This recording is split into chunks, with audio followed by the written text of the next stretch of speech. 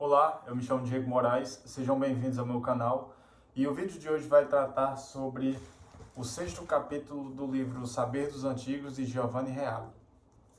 Bem, a gente está fazendo uma sequência de vídeos a respeito de cada capítulo desse livro e a gente já vai abordar o 6º capítulo, mas antes de tudo, gostaria que você curtisse, comentasse e compartilhasse o vídeo para que a gente possa engajar cada vez mais o canal e assim trazer mais conteúdo relevante para vocês. Então vamos ao 6º capítulo. O tema é Perda do Sentido da Forma, Platão e a Dimensão Ontológica do Belo. O capítulo se inicia com o autor destacando o problema da arte moderna, que tem como paradigma simbolizar a reação do sentimento artístico em prol da contemplação sobre aquilo que não pode ser contemplado. No caso, o interior do artista, concebendo assim a tentativa de representar, através da arte, a ebulição de sentimentos que por muitas vezes são catastróficos ou derrotistas. Bem, nesse primeiro ponto aqui, Giovanni Reale ele realça que a arte moderna, no geral, ela tem como fundamento principal, hoje, fazer com que seja demonstrado as emoções do próprio artista. Então, o artista, ele tem algumas emoções que geralmente podem ser catastróficas, como ditas no texto, e essas emoções ele tenta expressar na arte. Porém, existe a não identificação com o próprio admirador dessa arte, porque ele não vai conseguir chegar ao interior do artista somente vendo através da arte, porque esse nexo é muito complexo quando você não representa realmente a realidade das coisas. Mais adiante. Seguindo esse esquema, vejamos que mesmo Nietzsche, considerando o belo como um produto do homem, ou seja, expelindo-se o valor transcendente e calcando o belo numa criação humana, podemos refletir, logicamente, que o avanço do niilismo busca a destruição / corrupção desse filho criativo do homem. Então, mais uma vez aqui, o homem, a arte, no geral, a arte clássica, ela visava demonstrar algo que já estava implícito na realidade para a contemplação do indivíduo. Então, o que acontece? Na arte clássica, demonstrava-se figuras que representassem a realidade das coisas de forma expressiva, certo? E nesse sentido, a arte ela decaiu por quê? Porque se nós acreditamos que existe um Criador, um Deus que criou tudo, que deu forma a tudo, nós, como pintores, como escultores, como pessoas artísticas, como seres humanos artísticos, nós temos essa dimensão de criatividade. E essa criatividade traz essa lembrança, ou seja, essa ideia de fazer parte desse Deus Criador. Então, a arte moderna, quando ela retira isso, ela tira essa ideia de filho criativo do homem, ou seja, o filho que não foi para o patamar de tentar ser também um criador de algo, porque o artista ele está criando algo, mas sim só expressando seus sentimentos, certo? Assim percebe-se que a arte moderna está informe ou disforme, onde sentimos a arte cada vez mais esquisita e estranha a nós.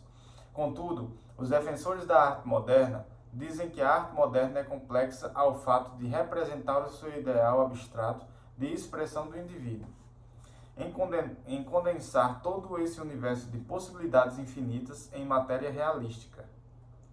Além disso, argumentam também que essa arte não é disforme ou informe, mas sim o ápice da forma, com a objetividade de mantê-la dispensando tudo aquilo que não é mais necessário, como forma de barrar a imposição cultural lúdica que remonta ideias ultrapassadas para o novo homem que está livre das amarras mentais. Então, aqui a gente já tem essa ideia nihilista de que a arte, a arte principalmente clássica, ela está voltada sempre a simbolizar um período de amarras mentais, de amarras culturais e sociais que fazem com que o homem não evolua.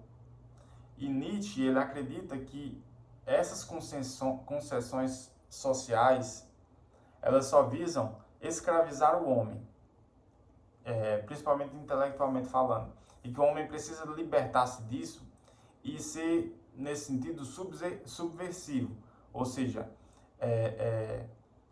quebrar essas barreiras que ele considera barreiras que atrasam o homem, para que o homem se sobressaia a tudo isso, certo? Só que a gente vê que essa arte, ela está disforme, ela está sem forma, porque ela representa algo que não está na própria realidade. Porque os sentimentos do artista, ninguém tem como saber. E essa confusão mental não traz significado nenhum, não traz propósito nenhum. E o belo, ele é objetivo, certo? E então a gente pode contemplar isso tanto na realidade, como a gente pode simbolizar isso através da arte, certo? Vejamos a questão da arte buscar ser complexa puramente pela inacessibilidade ao seu real objetivo, onde o único que pode decodificar ou entender na sua totalidade é o próprio artista. Não passa de demagogia, pois é o oposto do que se define a arte, sendo assim uma anti-arte. Pronto, aqui esse ponto, mais uma vez, o artista, quando ele busca só representar os seus sentimentos, ele está mostrando para as pessoas que ele é demagogo, que ele é egoísta. Por quê? Porque ele realmente não está se conectando com as pessoas que vão admirar a sua arte. Ele simplesmente está se fechando, se blindando numa bolha e não dando o significado real do que ele quer passar. É claro que um artista ele pode representar os seus sentimentos através de obras de arte. Só que esses sentimentos eles têm que estar voltados e calcados numa realidade expressiva que possa fazer com que as pessoas identifiquem aquela verdade. Identifiquem aquilo e assim elas possam contemplar, elas possam admirar. Se vocês perceberem, hoje em dia a arte é muito estranha. Já colocaram em museus até uma banana pendurada como se fosse arte. Já tem até vídeos engraçados de pessoas colocando coisas qualquer como arte, dando um toque refinado. E aí as pessoas param para olhar, para admirar, sendo que elas nem sabem que aquilo não é arte. Mas por quê? Porque como a arte ela foi para esse caminho, as pessoas acham que qualquer coisa é arte. Basta um artista fazer algo e deixar para ser admirado, certo?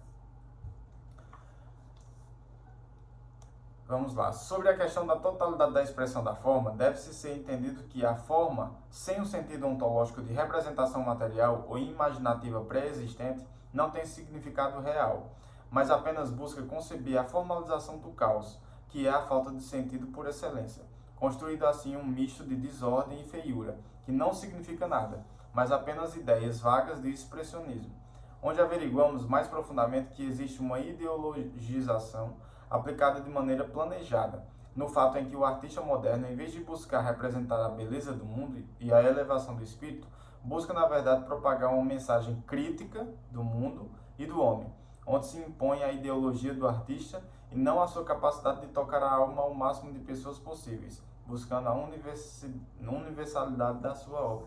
Ou seja, o artista hoje ele busca mais fazer a crítica direta da sociedade, do mundo em si, do que ele tentar se conectar com aquela pessoa que vai ser admiradora do seu trabalho.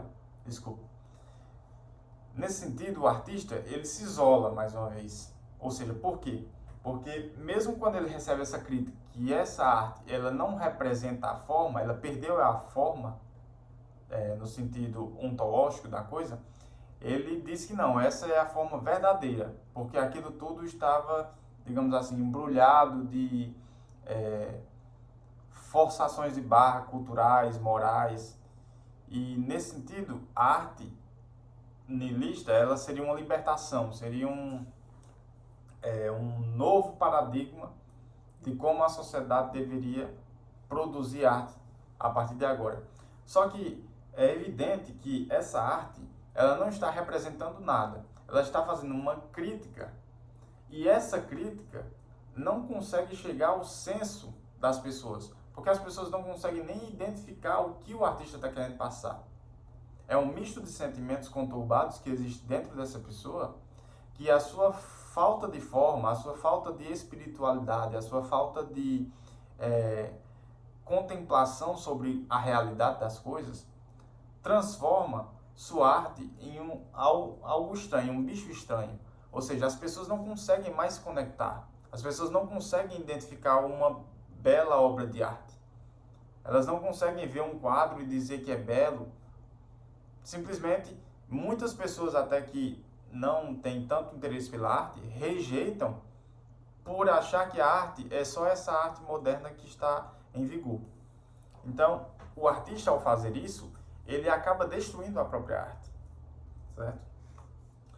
Em que pese tudo isso, a arte moderna, onde podemos citar pinturas, esculturas, músicas, arquiteturas, cinema e etc., não deixa de ser uma documentação histórica do período em que vivemos, declarando assim a nossa doença espiritual de despropósito, de unidade coletiva e falta de sentido da vida, onde toda a nossa complexidade humana é descartada para que se dê espaço ao fascínio da estranheza, da loucura, do choque e do caos social. Ou seja, então as pessoas hoje elas querem mais chocar as outras, elas querem mais deixar evidente toda essa estranheza, essa loucura que habita nelas, do que realmente conectar com a vida das pessoas, mostrar que existe uma noção do que as pessoas estão vivendo e simbolizar aquilo sinteticamente, contemplar o que já existe. Então, a ideia do caos, ela está muito impregnada na sociedade e a gente passa por esse momento de doença espiritual. Logo, ela também pode ser representada pela arte. Então, ter arte assim, de certa forma, tem uma missão, ou seja, tem um propósito de nos mostrar a nossa doença espiritual, o nosso problema grave, socialmente falando, no sentido de que nós estamos rumando ao caos. Nós estamos num momento de dificuldade social, de uma crise existencial, certo? Porém, esse cenário catastrófico pode ser alterado com a força da origem do conceito da forma, que se propõe a ser a base do sustento para todas as obras, e não seu objetivo final, de modo que a forma é a consequência natural da ordem que caracteriza tudo aquilo que existe no mundo e na realidade. Ou seja, a forma é o sentido ontológico do que a gente vai contemplar. A forma é muito mais do que o mero esboço, o mero desenho da matéria. Mas a forma é aquilo que existe, que pré-existe antes de tudo. Então, a forma dá sentido à coisa, certo? Além do mais, a ideia dos gregos antigos que relaciona o belo ao bem, onde um é dependente do outro, é uma forma eficaz de sanar esse problema degradante da arte atual. E por último, a perseguição da beleza tende à revelação do suprassensível no sensível. Ou seja, além do ideal objetivo, matemático, racional da beleza, consegue-se também aflorar sentimentos de ligação do homem ao transcendente, de modo que a alma é atingida num acesso inexplicável de contemplação frente à magnanimidade da busca de um ideal de perfeição. Então, aqui nós temos mais uma vez, o homem, através da razão, como diria Platão, ele consegue, porque aqui já é a contraposição dos gregos, né, em relação à arte moderna. Então, qual seria o antídoto para isso? Como Platão diria, o homem, através da razão, ele consegue chegar ao mundo suprassensível. Ou seja, ele consegue identificar o transcendente, ele consegue identificar um plano superior. E através dessa identificação, o homem tem que buscar transpor simbolicamente isso para o sensível. E a arte é um excelente veículo para isso. Então, fazer com que a alma reconheça esse suprassensível mostra a nossa elevação, tanto espiritual, a nossa elevação como condição humana. E nesse sentido, nós conseguimos ser maiores e mais elevados porque a gente busca representar algo que está elevado. Então, não é mero formalismo, não são amarras mentais, como diria o niilismo, não é escravidão, não é algo ligado a, digamos assim, fetichismo de beleza. Não, é a beleza própria, essa beleza superior que, através do que a gente tem em mãos, a gente pode fazer o máximo possível para contemplar. Então, claro que as grandes catedrais góticas, medievais, as grandes pinturas clássicas, os grandes filmes feitos no cinema na década de ouro, no período de ouro, né? Tudo isso são momentos expressivos de contemplação desse mundo suprassensível, algo elevado. E quanto mais elevado você consegue transpor a sua arte, quanto mais você consegue representar isso, melhor ela será. Porque tanto ela vai ter identificação universal das pessoas, porque as pessoas conseguem ter essa identificação, como isso vai ser algo belo e algo representativo que só enaltece a arte, certo? Então, basicamente é isso, o resumo do 6º capítulo. Espero que tenham gostado e, mais uma vez, gostaria que você curtisse, comentasse, compartilhasse, trouxesse sua opinião para a gente, porque é muito importante para esse canal que está crescendo, está começando agora, crescer cada vez mais, para a gente trazer mais conteúdo a respeito de literatura, filosofia, alta cultura em geral. Então, Deus abençoe a todos e até a próxima. Obrigado.